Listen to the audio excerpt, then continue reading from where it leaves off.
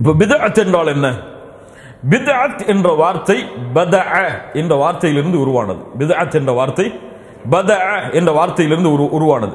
பதஅ என்ற சொற்றொடருக்கு கொடுக்கக்கூடிய விளக்கம் என்னவென்றால், பித்அத் என்றால் ஹிய ஷைஉல் முஹ்தஸ் அலா கைரி மிசாலின் சாபிக், முன்னால் எந்த உதாரணமும் இல்லாமல் புதிதாக ஒன்றை செய்வதற்கு பித்அத் என்று சொல்லப்படும்.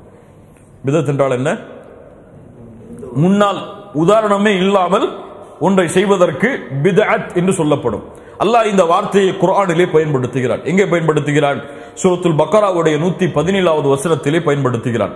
பதீஉஸ் ஸமாவாதி வல் அர்த், வானங்கள் பூமிகளை முன் உதாரணம் இல்லாமல் படைத்தவன். பதீஉஸ் ஸமாவாதி வல் அர்த், வானங்கள் பூமிகளை முன் உதாரணம் இல்லாமல் படைத்தவன். அப்போ முன்னாடி எதுவுமே கிடையாது. அல்லாஹ் ரப்புல் ஆலமீன் இல்லாமல் ஒன்றை படைத்தான்.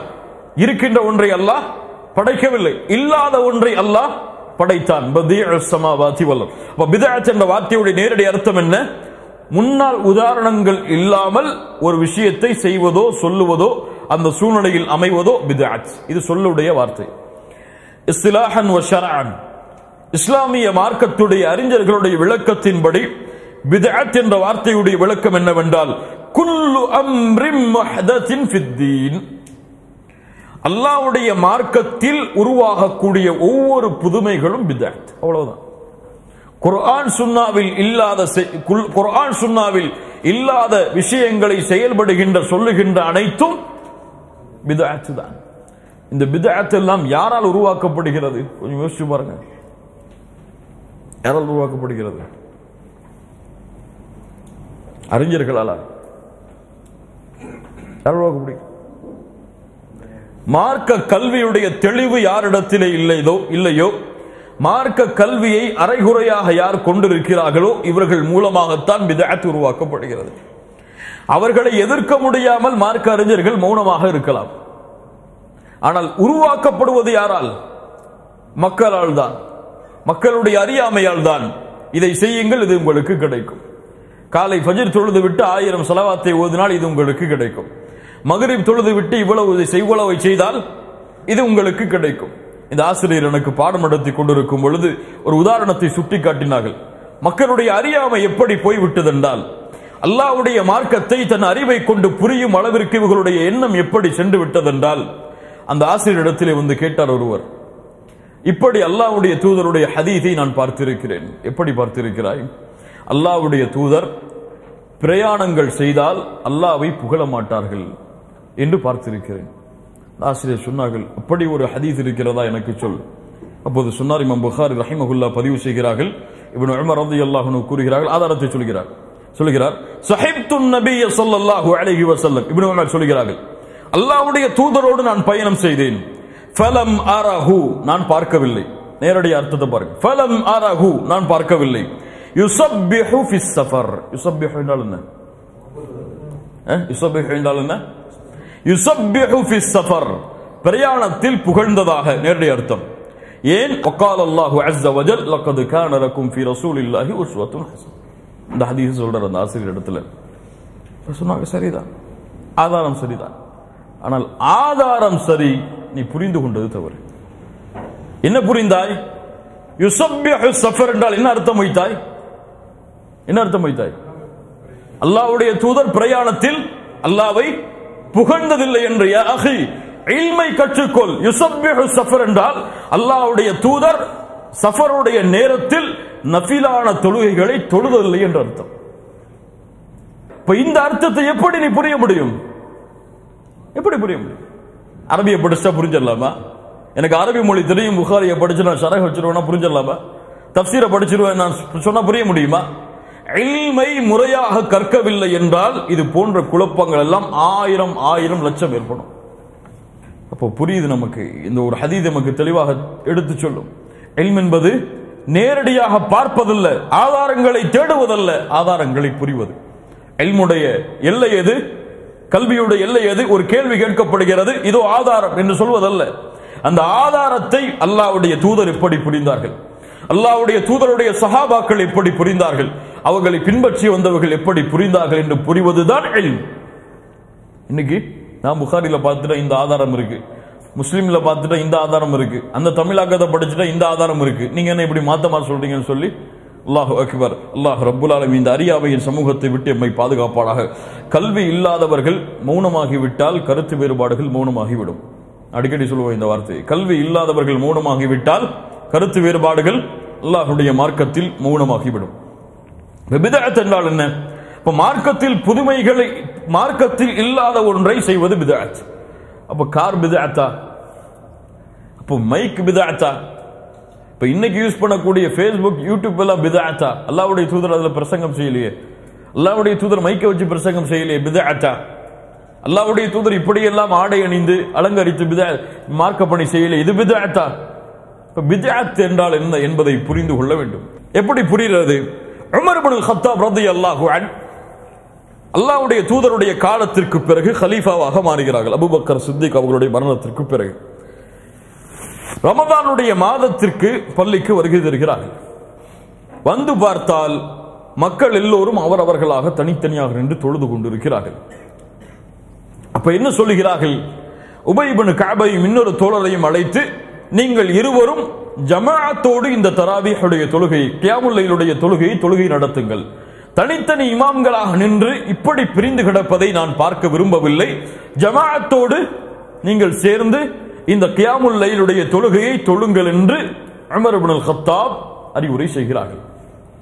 அப்போது ஏன் இப்படி நீங்கள் செய்தீர்கள் என்று கேட்டதற்கு சொன்னார்கள், நிஅமல் பித்அத்து ஹாதி, இது பித்அத்துடைய நல்ல காரியம், நல்ல பித்அத், இது நல்ல பித்அத். இப்போ உமர் அவர்கள் செய்தது போன்று ஒரு நல்ல காரியத்தை செய்துவிட்டு இது நல்ல பித்அத் என்று சொல்லலாமா? பலர் ஆதாரங்கள் காட்டும் பொழுது இதைத்தான் ஆதாரமாக காட்டுவார்கள். உமர் நல்ல பித்அத் என்று சொன்னார். அப்ப பித்அத்திலும் நல்ல பித்அத் என்று கெட்ட பித்அத் என்று இருக்கிறது. அப்படி அல்ல. உமர் நல்ல பித்அத் என்று சொன்னார்கள் என்றால் இதை அல்லாஹ்வுடைய தூதர் தன்னுடைய வாழ்நாளில் செய்திருக்கிறார்களா? சுன்னாவில் ஏதாவது ஆதாரம் இருக்கிறதா உமர் இப்படி சொன்னதற்கு? ஆம், இருக்கிறது. அல்லாஹ்வுடைய தூதர் 3 நாட்கள் ஜமாஅத்தோடு தான் கியாமுல் லைல் தொழுதார்கள் ரமதானுடைய மாதத்தில். 4வது நாள் வரவில்லை, ஏன்? கடமையாகிவிடும் என்று பயந்து என்று சொன்னார்கள். 3 நாட்கள் அல்லாஹ்வுடைய தூதர் தொழுத ஆதாரம் இருக்கிறது ஜமாஅத்தோடு. மக்கள் அதற்கு பின்னால் செயல்படுத்தவில்லை, அல்லாஹ்வுடைய தூதர் தடுத்து விட்டதால், அல்லாஹ்வுடைய தூதர் வேண்டாம் என்றதால், கடமையாகிவிடும் என்று பயந்ததால், பின்னால் சுன்னா என்று எல்லோரும் புரிந்ததற்கு பிறகு உமர் அவர்கள் அல்லாஹ்வுடைய தூதர் செய்த காரியத்தை மீண்டும் ஏற்படுத்தி சொன்னார்கள், இது நல்ல பித்அத். அல்லாஹு அக்பர். இப்ப இது நல்ல பித்அத், கெட்ட பித்அத் என்பதற்குரிய விளக்கம். மார்க்கத்தில் நல்ல பித்அத் கெட்ட பித்அத் என்றெல்லாம் கிடையாது. இமாம் நவவி ரஹிமஹுல்லாஹ் அவர்கள் சொன்னார்கள், பித்அத் என்றால் ஹிய மா லம் யகுன் ஃபி அஹதின் நபி, அல்லாஹ்வுடைய தூதருடைய காலத்தில் இல்லாதது. ஒட்டுமொத்த உலமாக்களுடைய பித்அத்துடைய கருத்து என்னவென்றால், குர்ஆன் சுன்னாவில் இல்லாத, சஹாபாக்களுடைய இஜ்மாஇல் ஒட்டுமொத்த சஹாபாக்களும் ஒன்று சேர்ந்து முடிவெடுத்த விஷயத்தில் இல்லாத ஒரு விஷயத்தை மார்க்கத்தில் சொல்லுவதோ செயல்படுவதோ அதை செய்யும்படி மக்களுக்கு ஏவுவதோ அதுதான் பித்அத். இந்த பித்அத்துடைய ஒட்டுமொத்த சுருக்கமான விளக்கம். சரி, இப்ப பித்அத், நல்ல பித்அத், கெட்ட பித்அத் என்று சொல்லுபவர்கள் சொல்லக்கூடிய 2வது ஆதாரம். முதல் ஆதாரம் உமர் இப்னு கத்தாபுடைய அந்த ஹதீஸ், நிஅமல் பித்அ, அதற்கு விளக்கம் கிடைத்து விட்டது, சரிதானே? 2வது பித்அத், அப்துல்லாஹ் இப்னு மஸ்ஊத் ரலியல்லாஹு அன்ஹு அவர்கள் கூறுகிறார்கள், அல்லாஹ் ரப்புல் ஆலமீன் மனிதர்களின் உள்ளங்களை பார்த்தான், அதில் முஹம்மது ரசூலுல்லாஹ்வுடைய உள்ளத்தை அல்லாஹ் சிறந்த உள்ளமாக தேர்ந்தெடுத்தான், ரிசாலத்தை கொடுத்தான், தனக்கென அல்லாஹ் தேர்ந்தெடுத்தான். 2வது மனிதர்களுடைய உள்ளங்களை பார்த்தான், ஃபவஜத குலூப அஸ்ஹாபிஹி, சஹாபாக்களுடைய உள்ளத்தை அல்லாஹ் தேர்ந்தெடுத்தான், சிறந்த உள்ளங்களாக அவர்களை அல்லாஹ்வுடைய தூதருடைய நபியாக, தோழர்களாக ஆக்கினான், அல்லாஹ்வுடைய மார்க்கத்திற்கு போராடும்படி ஆக்கினான் என்று சொல்லிவிட்டு அல்லாஹ்வுடைய தூதர் சொன்னார்கள், ஃபமன் ரஅல் முஸ்லிமூன ஹஸனன் ஃபஹுவ இன்தல்லாஹி ஹஸன், முஸ்லிம்களிடத்தில் எது நன்மையாக கருதப்படுமோ அது அல்லாஹ்விடத்தில் நன்மையாக கருதப்படும். இப்ப முஸ்லிம்கள் எல்லாம் சேர்ந்து ஒன்று நன்மைன்னு முடிவு பண்ணிட்டா நன்மையாயிரலாமா இந்த ஹதீஸின் அடிப்படையில்? மேலும் சொன்னார்கள், முஸ்லிம்கள் எல்லோரும் தீமை என்று எதை கருதுகிறார்களோ அது அல்லாஹ்விடத்தில் தீமை. இந்த ஹதீஸை யார் அறிவிக்கிறான்னு சொன்னோம்? இப்னு மஸ்ஊத் ரலியல்லாஹு அன்ஹு. இப்போ முஸ்லிம்களிடத்தில் நன்மை என்றால் அல்லாஹ்விடத்தில் நன்மை, முஸ்லிம்களிடத்தில் தீமை என்றால் அல்லாஹ்விடத்திலே தீமை. அவர்கள் எப்படி புரிந்தார்கள் சொன்னவர்கள் இந்த ஹதீஸை? அவர்கள் இறுதியாக சொல்கிறார்கள் வகத் ரஆ அஸ்ஹாபுன் நபி ஸல்லல்லாஹு அலைஹி வஸல்லம் ஜமீஅன் அயஸ்தக்லிஃபு அபூ பக்ர். முஸ்லிம்கள் எல்லோரும் சேர்ந்து முடிவெடுத்தார்கள் அபூபக்கரை ஹலீஃபாவாக மாற்றுவதென்று. அபூபக்கரை அல்லாஹ்வுடைய தூதர் ஹலீஃபாவாக ஆக்குங்கள் என்று எங்கேயாவது நேரடியாக சொன்னார்களா? சஹாபாக்கள் செய்தார்கள். சஹாபாக்கள் புரிந்தது எதை? உலகத்துடைய நன்மையான காரியங்களில் முஸ்லிம்கள் ஒன்று சேர்ந்து முடிவெடுத்தால் அது நன்மை. இதற்கு ஆதாரம் என்ன? இந்த ஹதீஸை அறிவிக்கக்கூடிய இப்னு மஸ்ஊத் இந்த ஹதீஸுடைய இறுதியில் என்ன சொல்கிறார்கள்? முஸ்லிம்கள் எல்லோரும் ஒன்று சேர்ந்து அபூபக்கரை கலீஃபாவாக தேர்ந்தெடுத்தார்கள். இப்ப ஹிலாஃபத்தை தேர்ந்தெடுப்பது அல்லாஹ்வுடைய தூதருடைய வார்த்தையில் இல்லை என்றால் முஸ்லிம்கள் நலனுக்காக ஒன்று சேர்ந்து தேர்ந்தெடுப்பார்கள். இப்ப இதைத்தான் அல்லாஹ்வுடைய தூதர் முஸ்லிம்களிடத்தில் நன்மை என்றால் அல்லாஹ்விடத்தில் நன்மை என்று சொன்னார்கள். மூன்றாவது என்ன ஹதீஸை சொல்லுவார்கள்? மன் சன்ன ஃபில் இஸ்லாமி சுன்னத்தன் ஹஸனா. நன்மையான ஒரு சுன்னாவை அல்லாஹ்வுடைய தூதருடைய மார்க்கத்தில் யார் ஆரம்பிக்கிறாரோ அவருக்கு அந்த கூலியும், அவரை யாரெல்லாம் பின்பற்றுகிறார்களோ அவர்களுடைய கூலியும் குறையில்லாமல் அவருக்கு கிடைக்கும். இப்ப இந்த ஹதீஸையும் வைத்துக் கொண்டு நன்மையான காரியங்களை செய்வது தவறு கிடையாது, மார்க்கத்தில் அல்லாஹ்வுடைய தூதர் செய்யவில்லை என்றாலும். இப்ப இந்த ஹதீஸுடைய விளக்கம் என்ன? ஒரு ஹதீஸ் சொல்லப்படுகிறது என்றால் அந்த ஹதீஸ் எப்போது சொல்லப்பட்டது என்ற கல்வியுடைய ஞானம் இருக்க வேண்டும். இப்போதான் சொல்லணும் மக்கள்கிட்ட. அந்த ஹதீஸ் எப்போது இறக்கப்பட்டது என்று தெரியாமல் சட்டம் சொல்லக்கூடாது. இந்த ஹதீஸ் எப்போது கொடுக்கப்பட்டது?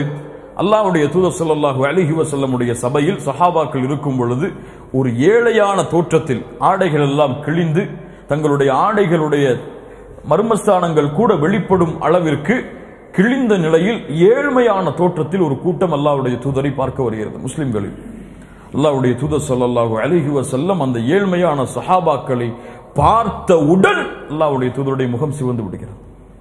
அல்லாஹு அக்பர். தன் சமூகத்துடைய நிலைமையை பார்த்தவுடன் முகம் சிவந்து விடுகிறது. மிம்பரின் மீது ஏறுகிறார்கள். இப்படிப்பட்ட நிலைமையில் முஸ்லிம் சமூகம் இருக்கிறது. யார் அல்லாஹ்வுடைய பாதையில் இவ்வளவை கொடுக்கிறார்களோ அவர்களுக்கு இந்த கூலி என்று கூறிவிட்டு இறுதியாக சொன்னார்கள், ஒரு பேரித்தம்பழத்தின் துண்டை அல்லாஹ்வுடைய பாதையில் சதக்கா செய்தேனும் நரகத்திலிருந்து உங்களை பாதுகாத்துக் கொள்ளுங்கள். ஒரு சஹாபி எழுந்தார்கள், மிகப்பெரிய தொகையை கொடுத்தார்கள்.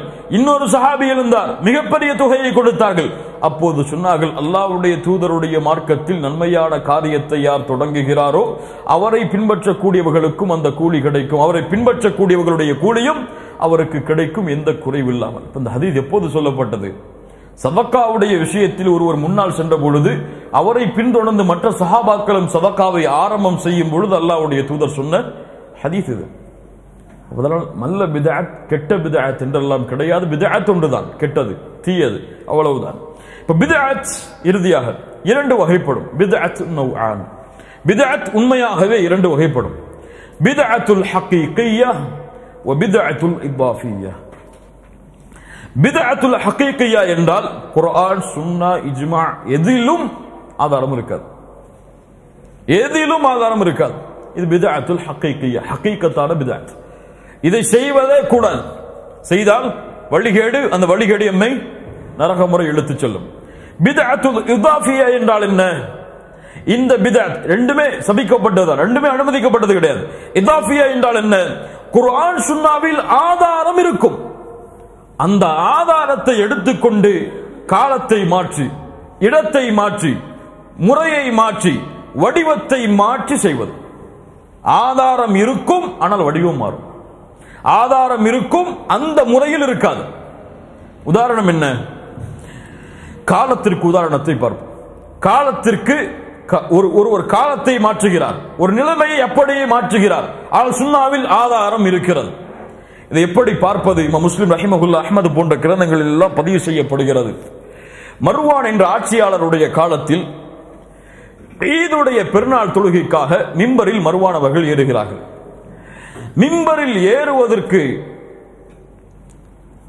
மிம்பரில் ஏறுகிறார் தொழுகையை நடத்துவதற்கு முன்னால். என்ன தொழுகை? ஈதுடைய தொழுகை நடத்துவதற்கு முன்னால் மிம்பரில் ஏறுகிறார். ஈதுடைய முறை என்ன? தொழுது விட்டு மிம்பரில் ஏறுவார். அப்போது இருந்த ஒரு மனிதர், அந்த சபையில் இருந்த ஒரு மனிதர் எழுந்து சொன்னார், ஏன் இப்படி செய்கிறாய் மர்வான்? இதை அல்லாஹ்வுடைய தூதர் செய்யவில்லையே, அல்லாஹ்வுடைய தூதர் இதை செய்யவில்லையே. அல்லாஹ்வுடைய தூதர் முதலில் தொழுதார்கள், அதற்கு பிறகு மிம்பரில் ஏறினார்கள். அப்போது அங்கே இருந்த அபு சயீத் அல் குத்ரி ரலியல்லாஹு அன்ஹு சஹாபி இருக்கிறார் இந்த சபையில். மன் ஹாதா யார் இவர்? செய்பவர் அல்ல, சொன்னவர் யார்? மன் ஹாதா படி சொன்னவர் யார்? அப்போது சொன்னார்கள் ஃபகத் கபா மா அலைஹி, அவருக்கு எது கடமையோ அதை நிறைவேற்றி விட்டார். என்ன ஆதாரம் சொன்னார்கள்? அதற்கு பிறகு சொன்னார்கள், அல்லாஹ்வுடைய தூதரிடமிருந்து நான் செவியேற்றிருக்கிறேன், யார் ஒரு தீமையை பார்க்கிறாரோ அவர் கரத்தால் தடுக்கட்டும், முடியவில்லை என்றால் நாவால் தடுக்கட்டும், முடியவில்லை என்றால் கல்பால் வெறுத்து ஒதுக்கட்டும், அதுதான் ஈமானுடைய கடைசி தரம். அவருக்கு கடமையானதை செய்து விட்டார், வாயாலதை தடுத்து விட்டு. ஒரு சஹாபி அபு சயீத் அல் குத்ரி சொல்கிறார்கள், மர்வான் அவரை எச்சரித்தார் ஒருவர், இப்படி அல்லாஹ்வுடைய தூதர் செய்தார்கள் என்று. அபு சயீத் அல் குத்ரி என்ன சொன்னார்கள்? அவருக்கு கடமையானதை அவர் செய்து விட்டார், நாவால் அதை தடுத்து விட்டார் என்று கூறி இந்த ஹதீஸை சொன்னார்கள். ஒருவர் இது காலத்தில் மாற்றுவது, முறையை மாற்றுவது எப்படி? ஒருவர் சொல்கிறார் சுஜூதிற்கு முன்னால், ருக்குவுக்கு பிறகு சுஜூத். ஒருவர் ருக்குவுக்கு முன்னால் சுஜூதை செய்துவிட்டு ருக்கு செய்கிறார், ஏற்றுக்கொள்ளப்படுமா? முடியாது. பித்அத், மார்க்கத்தில் அது பித்அ, மார்க்கத்தில் அது புதுமையை அதிகப்படுத்துவது. ஒருவர் 2 ரக்காத் தொழுகை 3ஆக தொழுகிறார், முடியுமா? முடியாது. அப்ப எந்த நிலைமையில் அது இருக்கிறதோ, எந்த காலத்தில் அது இருக்கிறதோ, எந்த இடத்தில் அது இருக்கிறதோ, ஹஜ்ஜுக்கு என்று முறை இருக்கிறது.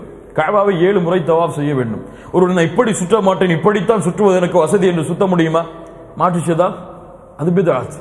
அல்லாஹ்வுடைய தூதர் ஸல்லல்லாஹு அலைஹி வஸல்லம் ருக்குனுல் யமானியையும் ஹஜருல் அஸ்வதையும் தவிர தவாஃபுடைய நேரத்தில் கஅபாவில் எதையும் தொட்டதில்லை. அல்லாஹு அக்பர். கஅபாவை தொடுவது பாவமா? முஆவியா ரலியல்லாஹு அன்ஹு இப்படி கஅபாவை அப்படி உரசி வந்து கொண்டிருந்தார்கள். ஒரு சஹாபி பார்த்தார்கள், அந்த சஹாபியுடைய பேர் எனக்கு ஞாபகம் இல்லை, இப்னு மஸ்ஊத் இப்னு அப்பாஸ் இருவரில் ஒருவர். பார்த்து சொன்னார்கள், யா முஆவியா என்ன செய்கிறாய்? நான் கஅபாவை சுற்றி வருகிறேன், கஅபாவை சுற்றுகிறேன், கஅபாவை தேய்க்கிறேன், அல்லாஹ்வுடைய இல்லம். நீ நம்மளுக்கு போய் வெட்டிட்டு இருப்பாங்க அந்த கஅபாவுடைய திரைச்சீலையை, பார்த்துருக்கீங்களா? கத்திரிக்கோலை வச்சு அதை தேய்ச்சி அப்படி தங்களுடைய உடல்ல தேய்ச்சுப்பாங்க பரக்கத்துன்னு சொல்லி. யார் சொன்னது? யார் அனுமதித்தது? முஆவியா ரலியல்லாஹு அன்ஹு இந்த செயலை பார்த்து ஒரு சஹாபி கண்டித்தார்கள், யா முஆவியா, அல்லாஹ்வுடைய தூதர் ருக்குனுல் யமானியையும் ஹஜருல் அஸ்வதையும் தவிர வேறு எதையும் தவாஃபுடைய நேரத்தில் கஅபாவில் தொட்டதாக நான் பார்த்ததில்லை. அப்படியே அல்லாஹ்வுடைய தூதர் செய்ததாக பார்த்தீர்கள்? கேட்கிறேன், ஏற்றுக்கொள்கிறேன். அல்லாஹு அக்பர்.